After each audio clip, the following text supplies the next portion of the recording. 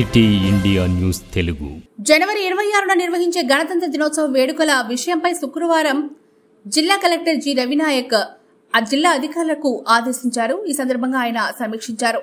గత సంవత్సరం మాదిరిగానే ఈ సంవత్సరం సైతం పోలీస్ పరేడ్, జాతీయ పతాకావిష్కరణ, స్వతంత్ర సమరయోధులకు సన్మానం, సాంస్కృతిక కార్యక్రమాల ఏర్పాటు, ఉత్తమ సేవలందించిన ఉద్యోగులకు ప్రశంసా పత్రాల బహుకరణ వంటి కార్యక్రమాలను ఏర్పాటు చేయాలని, ఇందుకుగాను ఆయా శాఖల అధికారులు చర్యలు తీసుకోవాలని ఆదేశించారు.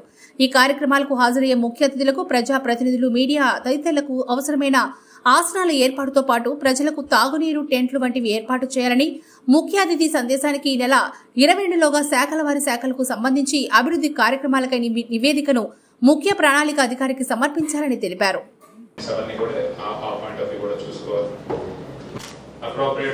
Place and seating is made to the concerned VIPs and public representatives.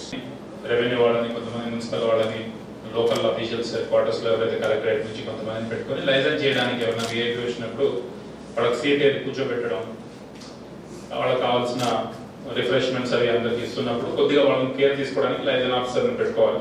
Flag hoisting and parade, and ఆ తర్వాత రెగ్యులర్ గా గవర్నమెంట్ నుంచి వచ్చే స్కేల్ ప్రకారం ఎంతమంది పరేడ్ ఉంటుందా, స్టాండింగ్ పరేడా లేకపోతే ఏంటి అనేది గవర్నమెంట్ ఇన్స్ట్రక్షన్స్ ఏమొస్తాయో దాని ప్రకారం making of the ground and then marking, practice and instructions as per the norms state నుంచి వచ్చే దాన్ని బట్టి.